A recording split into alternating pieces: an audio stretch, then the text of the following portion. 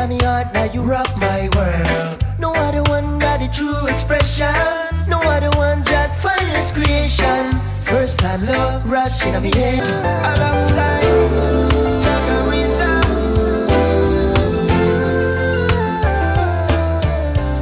You are my audience one. You like rain on the Sahara. You like the surfing Hawaii.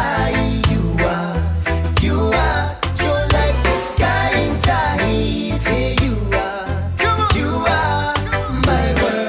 You're my world. You are my audience one. Native to your heart. Good evening, Papua New Guinea, and welcome to another episode of Rendez-Vous with Leanne. I am your host, Leanne Jawari, and I am joined with the talented Jagarizzar. Welcome to the show, sir. Thank you for having me. No worries. How are you? I'm very good, thank you.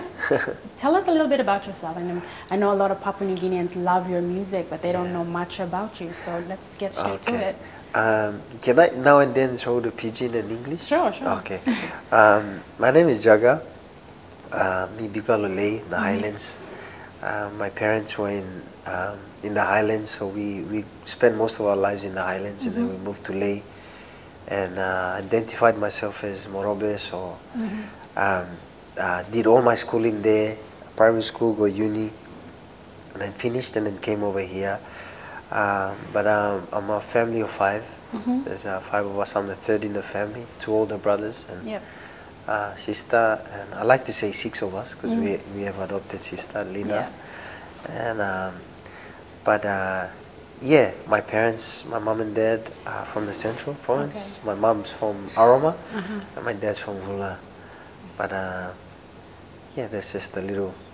But you grew up outside of... Yeah, we grew up outside of Moresby, so we were very familiar with the way, the Highlands way of living and the Morobe way of living. So when we came back, it was a bit hard to adjust, but not, I guess that's, the transition. So, yeah. So do you feel that there's a difference with the living in Momase and here? Yes, a big difference, and just the way we, carry ourselves, the way we, Morobe is very laid back and, just home. I still find it close to my heart, and I really miss Leh. I get, emotionally a bit when I talk about Leh, because you grow up there and everything is there. You close your eyes and whereas Moresby, I have to call it home now, because that's where we want to come back to. And I guess at the end, it's just the love of the country. I'm very passionate about PNG, and I get very psyched up when I'm on the stage, whether in New Zealand or wherever in Australia. So. Because you're representing. Yes, yes. Okay, all right. So tell us a little bit about your music. How did you go into that? Music,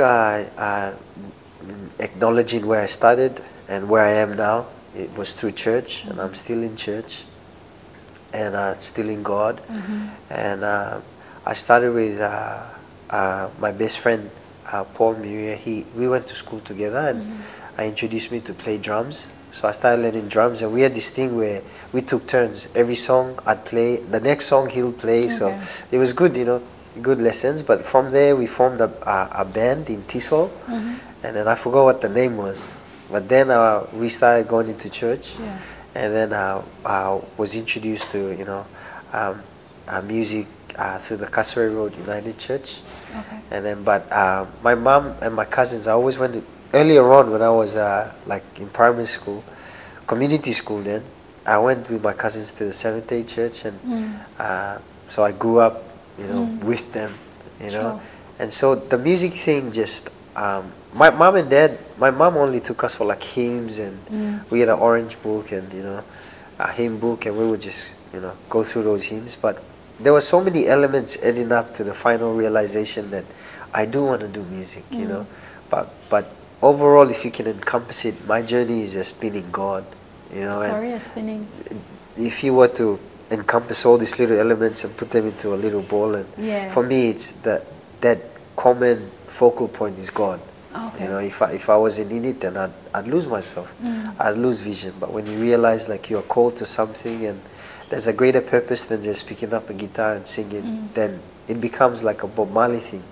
There's a journey and there's a message you want to carry. So the goal for me was clear, not to, get popular or you know, try and be all famous and stuff, but was to relay the message of salvation, you know, through song. So that carried me to form. We were part of a Sip Sip band. It was called. I was the youngest Sip Sip in Lane, and then it became Sunburned. We I think did an album, yeah, with Teenage Meat, and then we formed Sunburned. So very much together in family, and you know, everybody has their processes to go through, but we finally connected via WhatsApp. Okay. So we talk now and then, and I just love it. Yeah. So we musically, and then I came over to Teenage Meat. After uni, I sat down with my dad, and he said, follow your heart, you know, follow what you want to do. I wanted to go work in the mines, but I went, you know, if I don't do this music thing, one day I'm going to regret. And to this day, I don't regret. So I'm grateful for my dad's advice. And I worked with Teenage Meat for a couple of years, and then a situation arose where I had to move to, I wanted to move to Fiji, but then God opened the path for me to be in Brisbane, and then that's when Jamie and I tied the knot. And yeah. All right. So you said you were with Teenage Meat. Was that were you signed to them, or you just Yes, worked I there? was signed with them as Jamu, and then about working with them as well. And I'm so grateful, you know, for the opportunity, you know, Raymond Chin and the staff, all the engineers. I carry them, you know, because of what they've given, and I'm forever going to be grateful. And you know, it gets me up the nerves, but you know, like I'm so grateful that I came across these people, you know, and they taught me so much. So yeah. Okay, all right. And so you mentioned university. Were you studying before? Yes. Okay, so I finished with a bachelor's in community development, communication for development at Unitech. All right. So lalim sab laki up work na. True. Yeah. So that's I finished from there, and then moved to music. Yeah. So you graduated fully from. Okay. So I flunked my third year, and then I went back to finish. Okay. Yeah. So the bottom line is you do have an education. So that's when I mentor kids in Australia, I always tell them your education is the most important thing. Yeah. And your education helps you in pushing your gift. So it works together. You can't just drop school and pursue something like athletics. You know, when you have an injury, you're gonna fall back on something. So I always tell the young ones, finish school. You know, like Ichigolo said, finish school master. Okay. So you mentioned that your dad, you know, your parents were just always behind you. Yes. How did you find the support system? I was a swimmer before. Before I took up. We're learning a music. lot about you. So I'd represent my school in athletics, long distance, and swimming. And so I've got my mom and dad were very committed. I wake up 5 o'clock in the morning, go training in the mornings. So supportive, and with music, my mom was a bit, you know, because of the industry where we are, and because of the lifestyle. She was saying just to be wise, and but yeah, mom and dad are so supportive. My mom had never seen me perform live till we came over last year or the year before for Lamada, so she was very emotional. And, and my dad as well. They always saw us playing cricket or you know swimming, but they never, you know, music-wise. But now after doing my research, I do have a musical, you know, family. My dad is connected to Barakau and to Busera, and that's where the DJs come in. Paramana Strangers, somewhere there we're connected. Pelagai Originators, connected there as well. So, but I grew up listening to Barike. Yeah, so we would, you know, climb our trees up in the village and belt away the, you know. All right. So I mean, it seems that you came from pretty humble beginnings. You know your roots and everything. I mean, growing up listening to these people sing, you know, Paramount Strangers, did you think that you'd be at the position that they are? You know, like with people like that, with groups like that, and you know, the ones who are, I have so much respect for them. Even the musicians, you know, I've gigged with a couple of, you know, good bands in Australia, and and New Zealand, and I have to say, like, our guys are super talented, you know, and I just wish there was an umbrella that took care of them, and you know, there was more opportunities out there for them to get out, especially overseas. And I've come to, after being abroad, I see that there's a way there that we can bring our guys across, you know, not reinventing the wheel, so to speak, you know, but there's festivals there, and like I'm associated with Irene Graham and the group as well. They do the campaign for West Papua, and one of the cousins tours with them, like Radley, and I'm sure, like, as well as, you know, Uncle George Telek, and this is the market, you know, this is the market where we want to get our guys to get in, because Australian market is so diverse, you know, you can get played on an iPad and easily say, oh yeah, I'm getting heard in Australia, but to be heard in Australia means, you know, being played on mainstream radio, and so okay, all right. And that was Jagarizzar on his roots and how he became who he is. More when we come back. Wild and free, like Africa, indigenous beauty, true definition of wonderful and beautiful, made like the sunrise. Extra everything, she a little bit more than a touch of gold. Description, kingdom made, true splendor of giant majesty.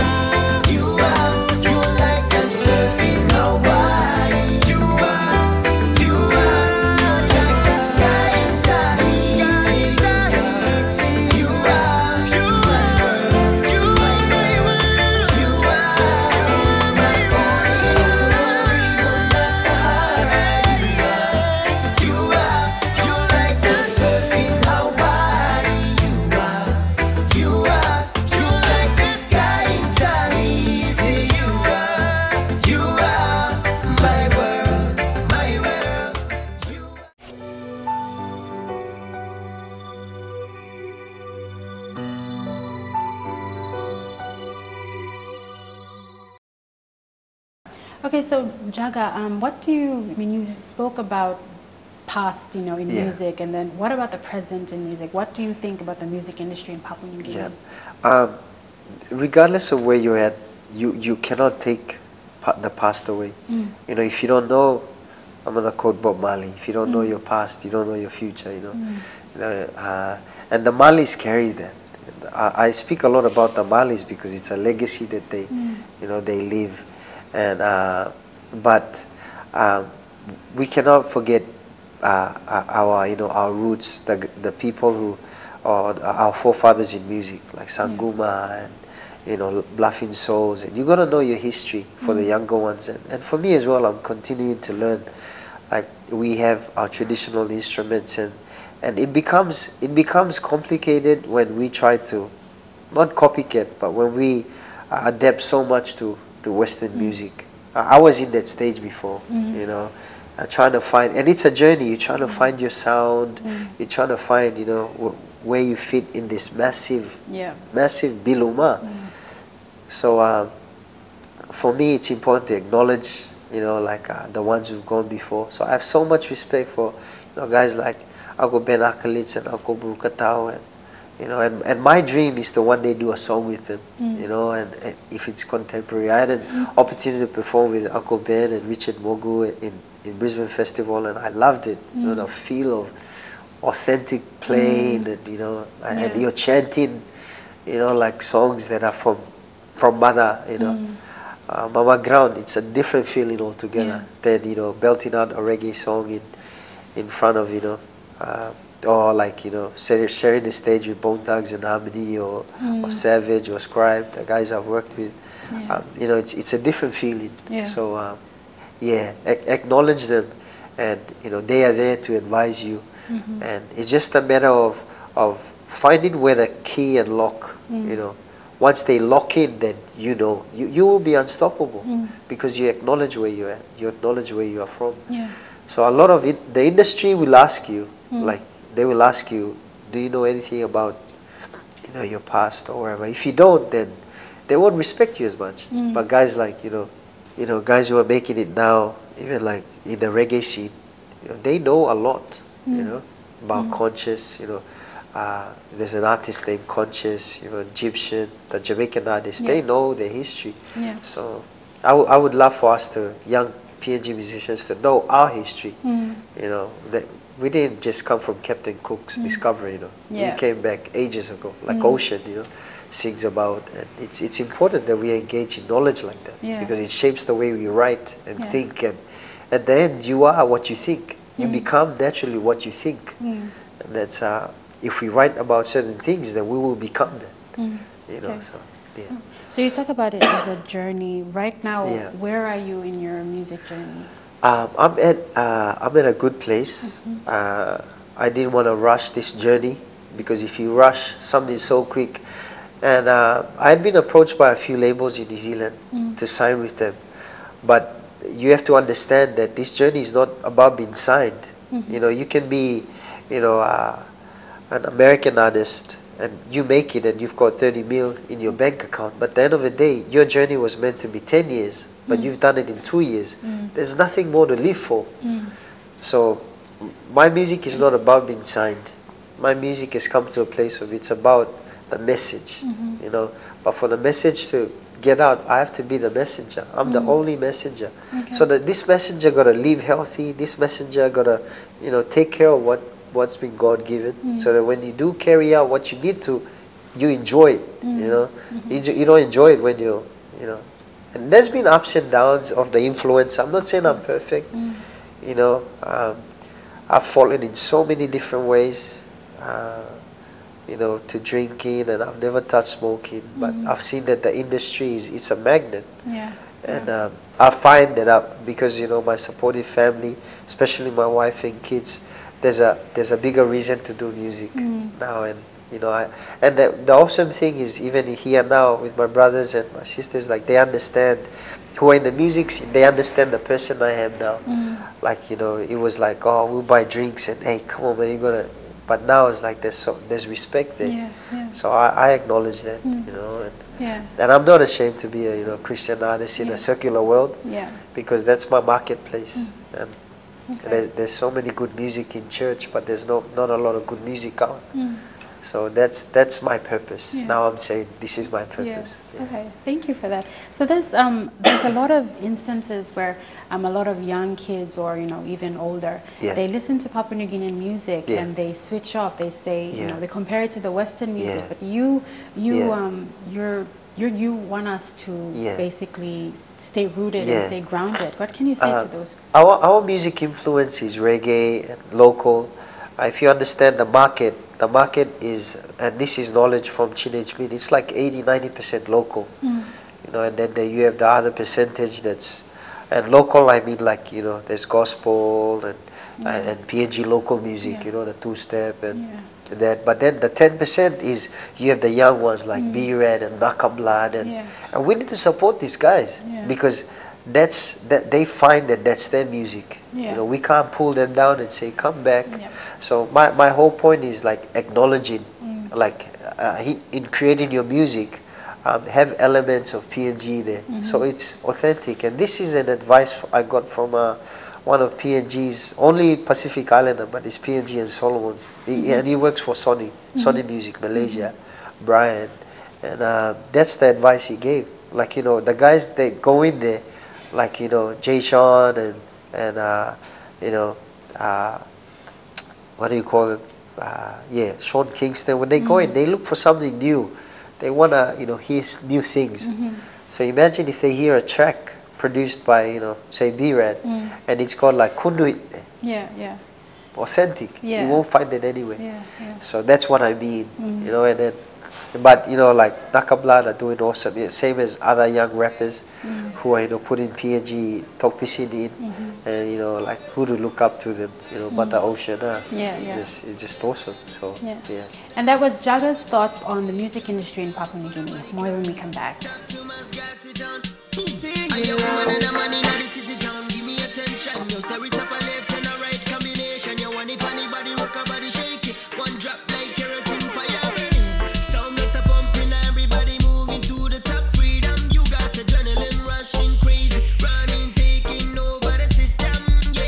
Everybody move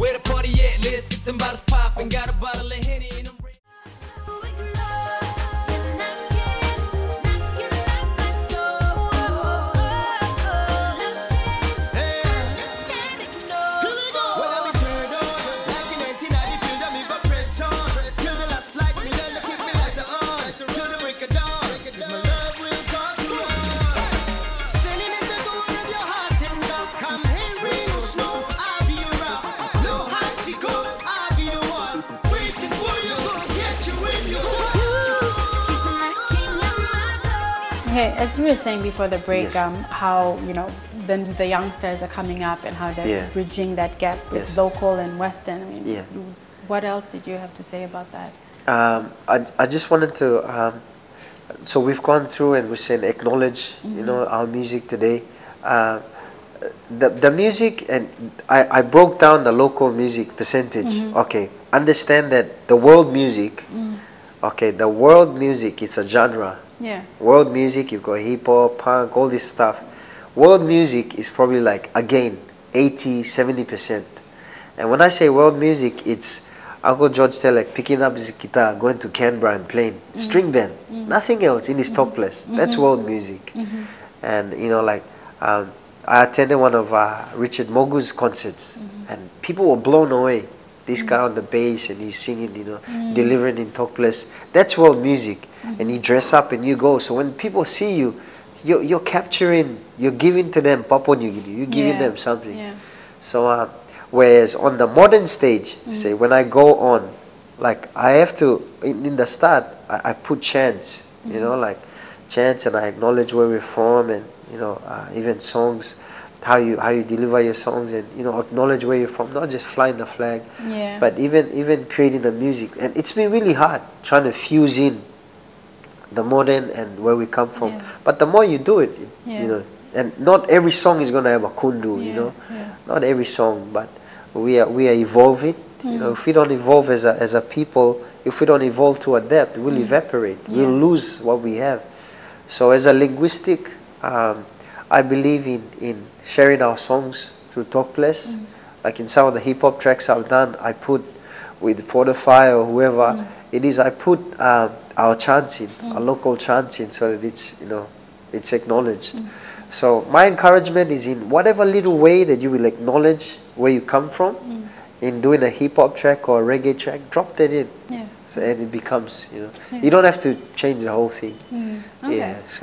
So Jaga, the music industry right now, you know, especially in the Pacific Islands, when you go out to Brisbane, to Australia, to New Zealand, when people say PNG music, they automatically think of Jagarizzar, they think of Twin Tribes, Marianne and Masani. I mean, you have an audience out there, you have a fan base out there. I mean, how does that feel, going to perform in New Zealand and having people sing along to your music? Like, people won't know, maybe because of my skin color, but people don't know that I'm from PNG till I say I'm from PNG. So, and, you know, we're probably 5% of the whole music in the Pacific. I'm talking about PNG. And, you know, like the ones that make it are the ones that are on tour.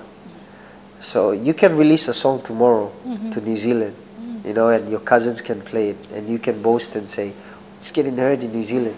But like I said, when your stuff gets played on radio, and when you go and tour, that's when you're making it. So for PNG music, and it's not to have a big head in saying it, but I'm proud to be pioneering in music in New Zealand, especially because in Pacific music you got to understand that reggae is the biggest. Just in New Zealand, you know, there's more followers of reggae music than anything else. Like, so that's why you have so many artists who are doing R&B and hip hop in New Zealand, but most of them are doing reggae because they pull the fans as well, like J Boog and you know, all these guys. When they do a gig, the whole Polynesia community comes together. So my next point is the Pacific Island, especially Samoa, Tonga, and like New Zealand, they're very strong with their music. Say for reggae, we'll just stick to reggae. So when they throw an event on, boom, all of them come together, and that's how, you know, there's movements there as well. Because music is a movement. So over there in the Polynesian community, the biggest thing now is Toko Uso. So Toko Uso is a movement that's pulling in the Tongans and the Samoan youth together. And this is a movement started by a musician. So I came up with the movement of One Nija. And now it's 2 years and you sort of drop it, but it's picking up in New Zealand. It's picking up, you know, everywhere else that, oh yeah, we are one. Like, and I actually, like, have to educate them and say Melanesia is this island, Micronesia is this island, and Polynesia is this island. Yeah. Because these kids think like Polynesia is the biggest island. Yeah. I go, hold on. Let's have a look at the map, you know. Yeah. PNG is the biggest island. Yeah. So we have the power to influence the rest of the Pacific through music. And I'm using that to campaign for West Papua. Yeah. You know, that's the direction I'm going now. And not all my music is going to be about freeing these people. But whenever I perform, I put a PNG flag and a West Papua flag. And they go, what are these flags? So it's education at the same time. Yeah. Okay. So you spoke about One Nesia, and Yeah. you know, you spoke about Papua New Guinea. Even though it's the biggest island in the Pacific, we only represent 5% of Pacific Island music. Yeah. Why is that? I think it's more because of the marketing. Like I said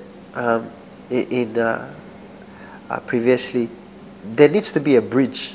You know, I acknowledge that, you know, we have a history, but the thing I see that lacked is the network. The ones who went before us, there was no connection. And connection, I mean, you know, with every country has a music body, you know, and building these connections, artists, and this body, so that when you know, like, we have talent shows, you know, and I'm not ashamed to be upfront about it. We have talent shows, singing competitions, but at the end, what? You know, there should be an avenue where these bridges are built, and you actually get these guys over, and it's not one or two, but it's, you go for a festival, and you showcase everything. You know, we honestly, we have so much to offer to the Pacific and the rest of the world. We have so much, and I will advocate that as long as I do music. And I mean, do you think that the government should step in for this? in New Zealand, like the video clip was with Ria, was and this is something I want to move on as well. I mean, the Music Association is, you know, trying to push the whole opera thing, but at the end of the day, that will happen. But we can't focus just on that. We're going to focus on working with the government. So I'll go back. The video clip with Ria was government funded. Okay. So how it is if you live in New Zealand and if your strength is arts, what you do is you put a budget in, and then you know, so from A to B, budget, who you're going to work with, how much it's going to cost, and then put it as a proposal. But the scene here is where we're going to companies, you know. Like I shot a video clip with Twin Tribe, international quality. But we don't have the resources, the money to fund it. So if there was a government body that looked after this and said it's a way of tourism, it's a way of pushing our youth, it will definitely work. So I see that there needs to be cohesive, so walk one time government, believe me, and think seriously about exporting our music. You know. Okay, so we've seen that Jagarizzar cares very deeply about Papua New Guinean music and our music in the Pacific. More when we come back.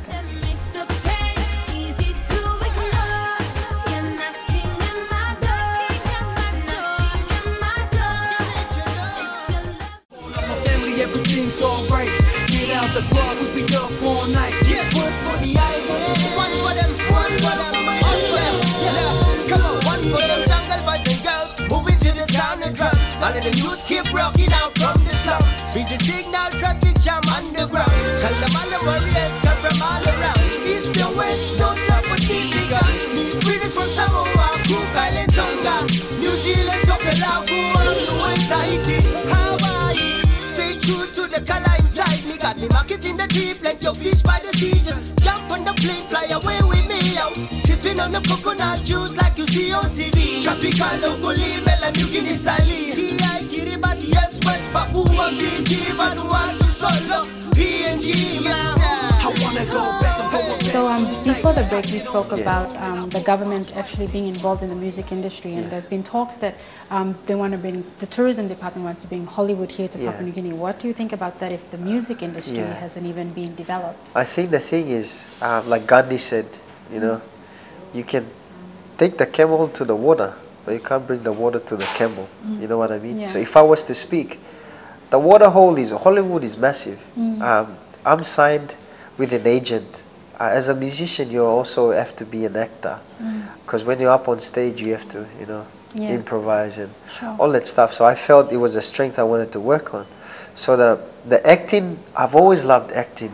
So we were part of Paradise. It all links in, but we were part of Paradise, and it's something I want to introduce to the education department and the theatre, Port Moresby Theatre, because we were part of this, and the schools as well. Yeah. We were part of this production. I was playing one of the key roles, and I won an award. Massive production, but we got offered. My good friend Uli Latukefu, he's now finished from the same art school that Nicole Kidman, Hugh Jackman, Yes, these guys, yeah. Sydney, yeah. So it's in Sydney. So he's now in one of the biggest series. It's called Marco Polo. Okay. So if you jump on my Facebook page, I promote him, you know. But this is what we need to do. Have scholarships, because we're focusing so much on music, sports. I love sports. I will forever support sports. But I see that the music industry and the creative arts is missing out on a lot of opportunities. We are natural actors, you know. So my thing is, I would you know, strongly not advise all big Loman to us, but I would strongly advocate and push. So let Hollywood be there, but let's train our guys. The industry is so hard. But let's take the natural talent of acting, and there's ways there. Yeah. You can stream in. Send them to NATO, you know, and then sorry, Nida, not NATO, NIDA, and train them up. After 4 years, boom, the door opens. You know, and once you get there, then you can bring Hollywood. Then you can say, I've got the best scene in Medang. I've got the best scene. Like Robinson Crusoe was shot, you know. That was them coming over because of, you know, actor. And now you've got that other movie that was shot.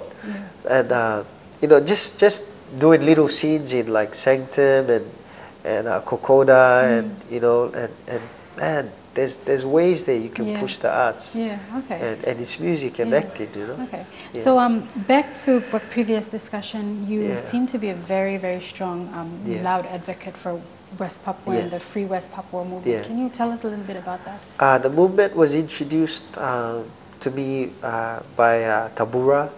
The daughters are they're daughters of the original Black Brothers.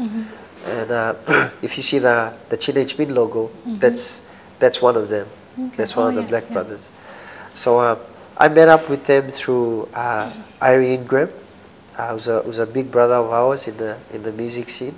And yeah, from then on, I began to not just I fall in love with the concept, the idea of freeing people, but you know, you take the border away, we're same, you know, same skin, you know. Melanesian. So the fight is not to, for me the fight I see because of political reasons and how it is now is not to say, oh, they have to be independent. Although in a song I write independence, but if you're independent in your mind, you are free, you know. So I advocate freedom, and my understanding is, you know, there would be, you know, like talks and to do with policy, and so West Papuans are given more rights to their land, you know, certain areas, and it's deep, you know, it's so deep. But I feel like we need to support the campaign, Yeah, sure. you know, and it's something I die doing it, I will do it. Okay. And yeah, and the thing, I have to boast of this, that the only person that was doing it strongly was the Tabura and Uncle George Telek was doing this as well, and the One Talk Music Foundation, they were doing this as well. But there was a lack of knowledge in the reggae and hip hop scene. So when I started introducing it, now the New Zealand artists, they know about it. Okay. And so that's why I say, like, when I put the 2 flags up and they ask, you know, in front of 500 or 1,500 people, that's education for me. Yeah. So we're cousins, you know. When the 2 flags merge, that's what I say, we're cousins. And I always say, you know, like, how many Samoans here? They go, most of them lift their hands up. And I just go, you know, with the genocide that's happening, it'd be like the whole Samoa getting swiped out. They get aggressive, you know. And so it's not to make them angry, but it's awareness that these things are happening. But there's a way of, you know, like I said, politically, so people are leaders, I know they're doing things, but for us it's just knowledge and feeling what they feel, you know, acknowledging how it is. Yeah, okay. You know, you've dedicated a lot of your music career and a lot of your songs to these type of issues, you know, Free West Papua, issue of on children's rights. Do you feel that that's where your music career, I mean, to as you said, to show, you know, you're a messenger? I get approached by a lot of artists, and you know, to write about things, and straight away I say, you know, I won't write anything to do with sex, drugs, or alcohol. Even though at gigs, you know, like, it's not to cover my back, but, you know, even in times of gigs, like, we will do, you know, the guy I'm on stage will sing about, you know, rum and coke, and I'll do a verse, or I'll do a, and I've learned from that not to do that again. And, you know, I mean, the clip's out on YouTube, and I look back and I go, man, I shouldn't have done that song, you know. But yeah, that's my message. Like, and once that understanding is built, we write songs, you know, with Peter T. There's songs that we've done that we haven't released yet, and all of a sudden you find, like, you know, these guys are okay to write songs like this. And some artists I've said no to. You know, so I'm working with an artist now, Mala Brown, who's Dennis Brown's daughter. He was Bob Marley was here, and Dennis Brown was here. You know, if you study reggae and ska, but yeah, it's awesome, and she's managed by Damian Marley, one of Bob Marley's sons. And my dream is to feature with Damian Marley, because I just love his message. And he's an economist, and he writes about solution and not just problems.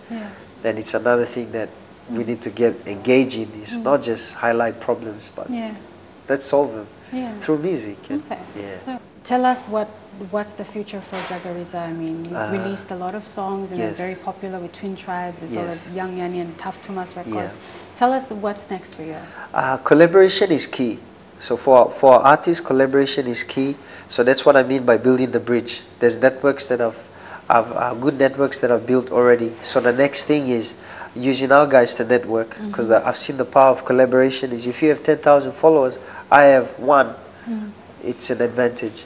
But the thing is, like, there's a lot of kids who wanted to collab with me, but I have a management now, and it's, you know, it's sad when you have a management and you have, you know, a way forward, and they see the game. But for me, you know, I've said no to a number of young up and coming hip hop artists, and it's not to say I'm there and you're here, but my stance is what we're writing about. You know, I'm not about gangsters, and, you know, I lost, you know, my good brother in situations like that, and I won't write any gangster stuff, or you know, saying I'm from here. So but yeah. So any new music that we can expect? I've got my EP that's coming out. An EP is half an album, because of resource. But Jamie Lee, we're releasing one from her, one from myself, and and Twin Tribes. All right. So we'll be expecting more music from Jagarizzar in the near future. Stay with us.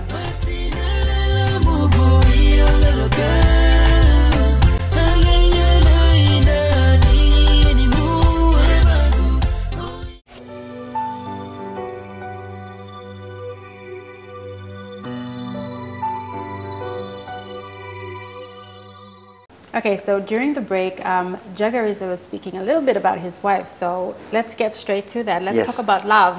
Tell us a little bit about your wife and your family. She's awesome. She's my biggest critique. She's a singer and a musician too, so people think it's easier if you marry somebody who, you know, has a lot of common things with you, but we clash. But it's good. It brings the best out of us, you know. Even when we write songs. And I find it the most beautiful thing when I look back and say, man, you know, we wrote this song, you know. It doesn't catch a lot of people's attention, but I find the most beautiful thing in creating a song is the process. So, yes. So, but anyway, she's awesome. She's, you know, she's looking after the children right now, and I'm here. And, man, I would die for her. You know, she's my flesh and bone, and I'm so grateful for her life. And she hasn't come, and she's led me for the 4 years do my thing, and now I feel it's time to, you know, she's never behind me, you know, she's always been beside me, and I feel now I'm going, man, you know, it's your turn. Time leave now. So there's a few songs that we've written, and she's excited to release them. Yeah. And we've got a little formula there, so it's working so far. Okay. So when she's out, I'm with the kids, and when she's, you know, I'm out, and then when it's hard finding babysitters, you know. Yeah. So here, the big sort of thing for us is we want to move back home. We are planning to move back home. Okay. And it's going to happen this year. All right. And a lot of people are, even my family are saying, why you want to give up Australia and come and live in PNG? And I'm telling you, there is no place like home. You know, regardless where I travel, I always think of home, my people. Yeah, yeah. And it you know, it moves me, but it's time to give back to my country. You know, it's time to... Yeah. If I don't like being selfish with what I've learned. And it's time to give back to the youth and to my country. And that's why we're back, for my parents and for work as well. But that's the next phase of Jagarizzar. Because I believe I've set up stuff already in New Zealand, Hawaii, wherever, Jamaica, Europe. But I'd love to bring like a band of singers, you know. So I'm scouting at the moment, looking for artists who know how to carry themselves and who want to sacrifice to, you know, and make it. Then let's jump on this wagon and get government support and promote PNG. Okay. So, but there's no... I always fly out from Australia and, you know, like a fly out flag. But it's more emotional and more feel like I'm playing a rugby game when I fly out from my country and fly the flag. It's more meaningful. Yeah. I said, man, you got strong feeling awesome. Yes, I'm doing it for PNG. Okay. Yeah. Okay. And there's lack of support, but regardless, I just go, man, I'll fly the flag. Okay. So back to your wife. Where did you meet? We met here. We met at Teenage Mean, and she was recording with Teenage Mean for her first album, and then I was working as a multimedia engineer, and then we met there, and the rest is unfolding as history. All right. So there's a new single out on iTunes called "Made for You." Yes. And you spoke about the process. Can you tell us about the process? "Made for You," she wrote for a friend. She's an awesome songwriter. I think and write, but she just writes from the heart. That's one thing I find that's so, you know, amazing about where she writes songs. She wrote a song for our friends who were getting married, and she wrote that song for them. They had a little love story, like when they were young, and then they, you know, high school lovers, and then now they're married with 2 kids. Oh, okay. And so we attended the wedding, and then Jamie sent the song. So that's how she wrote the song for them. So it's not a song. No, okay. A lot of people think like a lot of the songs we write about us, but I'll hear a story and then I'll write that song. But I'll tell you, like Oimo is a song about, you know, a couple here. Oh, okay. It was inspired by, you know, our brother here as well. And so it's not my stories. Yeah. You know, I like telling other people's stories as well. Yeah. Okay, all right. So so that's her story. Sorry. Okay, so coming back to Papua New Guinea, you know, you being close with your family as well as for, you know, work. I mean, how do they feel about it? How does your wife feel about it and your children coming back here? They're very supportive. Okay. Jamie's strength is now like bringing young women in who are hurt and who've been abused, because that's her side of the story. She will tell one day, but she's looking at going out and you know, getting these women who are talented, and then you know, at the end just bringing them to, like, we won't talk about something that we don't know. Yeah. So the thing that we know about is life in God, you know, and so that's what we talk about, and that's what we breathe. And it would be foolish for me to talk about something else, or with all due respect, another religion. That's their way of finding who they are. So we found ourselves and music in God. So that's what we talk about. And so she's very excited, and the kids are, man, super excited. They reckon life is so much easier here. They can go fishing and diving, like the Boo Boo Boy, you know, says. But they're so excited to come home. Yeah. Okay. We are so excited, you know. Yeah. So you speak about your faith, you know, obviously it's very important to you. I mean, how does it help you, you know, get along with life? Oh, life. There's a foundation to anything. You know, I've got friends who practice Hinduism, you know, who practice all kinds of religions, And at the end of the day, it's your foundation. They find their foundation, and I find with my family and we find our foundation in God, you know. And regardless of where you are, verbally you'll say things, or you know, we're all human, but you always go back.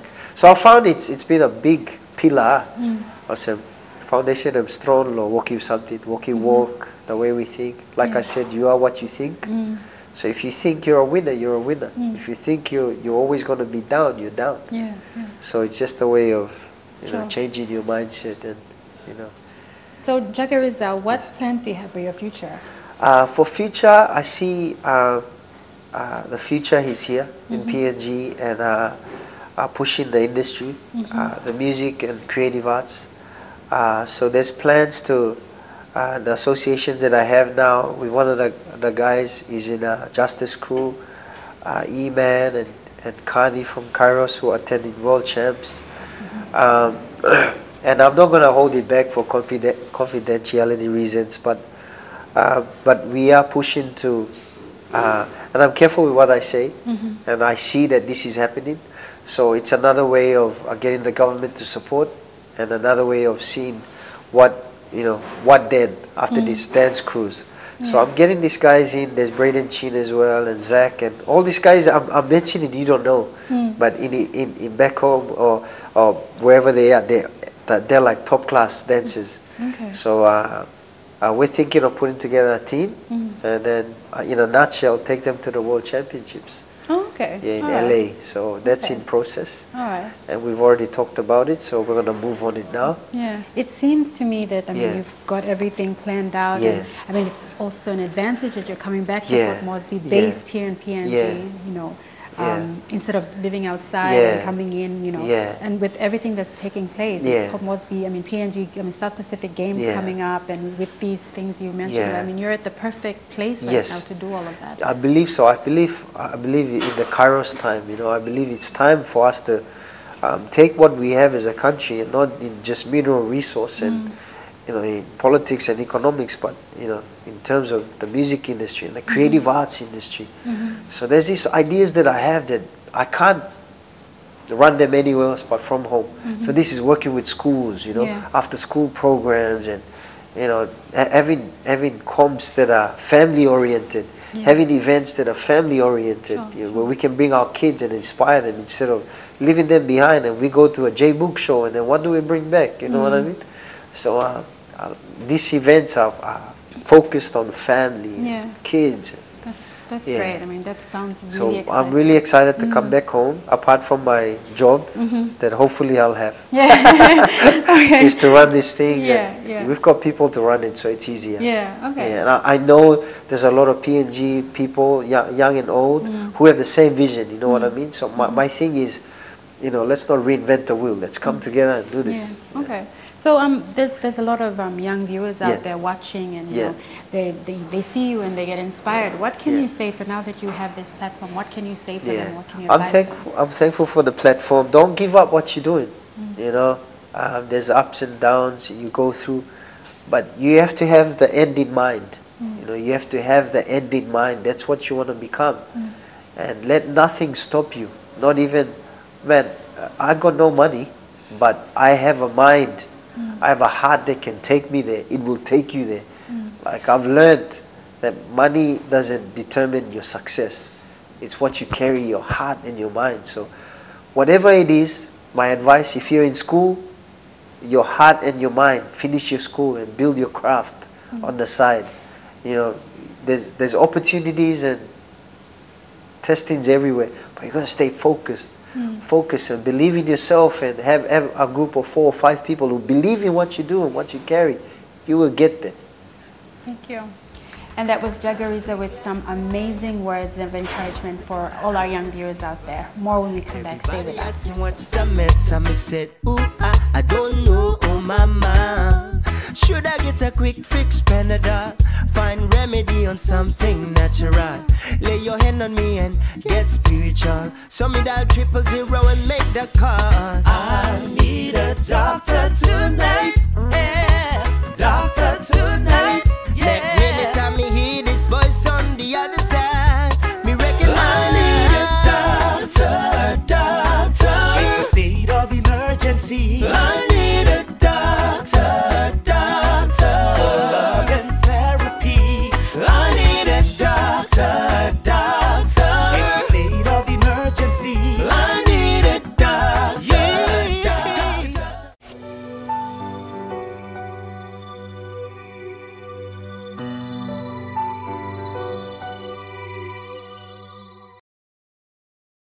So this is the rapid fire round, Jagarizzar. It's one of the most saucy, controversial, but it's actually quite fun as well. A lot of people enjoy this section. And so it's called the rapid fire round. I will be asking you random questions, fun questions, and you just answer the quickest. So this is where I'm about to lie? Well, I mean, it's up to you. But that's cool. Okay. All right, so first things first. Complete the sentence. My strength is my... heart. Okay. My inspiration is? Jesus. Okay. The one thing I lack in my life is? Money. Okay. My greatest possession is? My wife. Oh, that's beautiful. Okay. An idea that changed your life? God. Okay. Who is your favorite Papua New Guinean artist? DJs. DJs? Oh, is it solo or group? Any, I mean, yeah. DJs from Tubus area. Okay, all right. An artist you have a crush on? Overseas or here? Local? Anyway, Elton John. Okay. Okay. Two people you would like competing for you? Two women, females? My two daughters. Okay. That's a great. What products would you endorse? None of the energy drinks. Water. And electricity. Okay, electricity, why? No, PNG power. PNG power, okay. All right, okay. A Pacific Islander you think is controversial and why? A Pacific Islander. Controversial. That's a hard one. Yeah? Yeah, that's a hard one. Okay, you want to pass that? Yeah. Okay. A Papua New Guinean who you think is a mama's boy? V-Red. Okay. Okay, why is that? He's my nephew. Oh, yeah. Okay, okay. One thing that you have that your contemporaries don't, and here you can brag as much as you want. So one thing you have that other singers... Oh, good teeth. Good. Okay, okay. A Papua New Guinean who you think majorly needs a makeup artist or a stylist? Because of his name, I'll go with my cousin, Ugly B. Okay, okay. Who would you turn gay for? That's a hard one. I mean, you said you wanted Elton John. Yeah, just because of his singing, so maybe him. Okay, okay, Elton John. What would you find in the following people's bedroom? Ria, Young Yanni, and Fortify. An iPhone. In whose? In Ria's bedroom? In Ria's bedroom. Fortify. Fortify, probably protein shake. Yep. And Young Yanni, a stereo. He loves his music. Okay, okay. An unforgettable pickup line used on you or that you've used on someone else? I'm just living in your world. Okay. If they say, man, I like what you're wearing, I'm just living in your world. Okay, all right, that's awesome. Okay, so last final question. Kill, marry, or hook up? Kill, marry, or hook up. And these are the options. Mariana Masani. Yes. I don't know if that's the, I think that's the way. That's my baby. That's my baby sister. Yep. Ria. Liza Vulonkoro. So one of them. Yeah. So you choose. To marry Liza Vulakor. Okay. Why? She's older, and so when she passes away, I'll inherit all the stuff. Not in a bad way, but you know. Then kill. But kill. There's kill or hook up that's remaining. Oh, true. So I have to use one of them for each. Yeah, one of them for each. Yeah. That's a hard one. Okay, for fun, just so it's for the sake of answering. Probably kill. Oh, that's hard to think. I always think.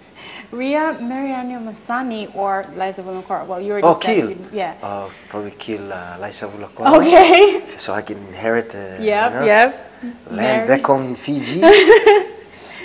So we've gone past Mary. Yeah. Marry Liza Vulakoro. Marry and kill her. Marry and kill her. and hook up? Well, I'll hook up with her before, so...